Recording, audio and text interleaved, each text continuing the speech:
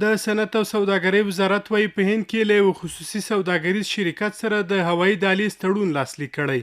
د یاد وزارت ویاند عبدالسلام جواد وايي د دغه هوایي دهلیز لارې به ډیر ژر د افغانستان تازه وچه میوه، لاسي صنایع او نور سوداګریز توکي هند ته صادر شي. ارتباط ترانزیتی ما با حمل و نقل یک از شرکت‌های خصوصی هوایی کشور با هندوستان هم وصل شد که ما می‌توانیم از طریق قراردادی که با شرکت هوایی داریم اموال صادراتی خود را به هند برسانیم. و باید ذکر کنم که صادرات ما با هند از طریق پاکستان هم از ابتدا تا حال کماکان ادامه دارد. افغان سوداګر له هند سره د هوایي دهلیزونو جوړول د توکو د لیږد لپاره مهم پرمختګ بولي. دوی وايي افغان صادرات په نړیوالو بازارونو کې ځانګړی ارزښت لري او په دې برخه کې باید له نورو هیوادونو سره هم تړونونه وشي. په فعلي شرایطو کې یو ډیر ښه اقدام ده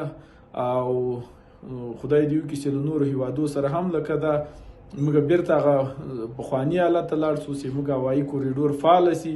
ځکه بعضې د موږ توکي دي یا هغه میوې دي، سبزیانې دي چې هغه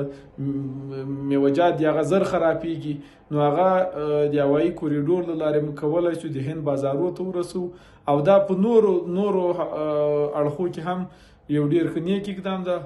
دا په داسې حال کې ده چې د اسلامي امارت له واکمنېدو سره سم د سیمې هیوادونو سره د افغانستان سوداګریزې اړیکې پراخې شوې چې یوازې په تیر یو کال کې هند ته د واګه بندر له لارې څه باندې 14 میلیارد افغانۍ په ارزښت صادرات شوي، خو تازه د منځنۍ اسیا هیوادونو او روسیې له لارې اروپا، کاناډا او استرالیا ته د شاوخوا 2 میلیونو ډالرو په ارزښت د افغانستان 120 ټنه وچه میوه او زعفران صادر شول.